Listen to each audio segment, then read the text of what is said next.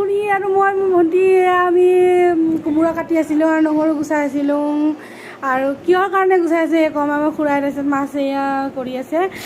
তাৰপিছত মায়ে মাছ ভাজিছে এনেকৈ মানে কিহৰ কাৰণে কৰিছে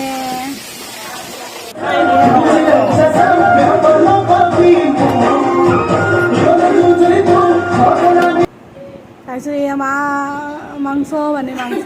টমেটো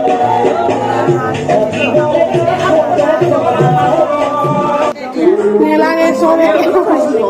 নেলাগে কচুং কচুং লাগিছে কি কৰিছে আমাৰ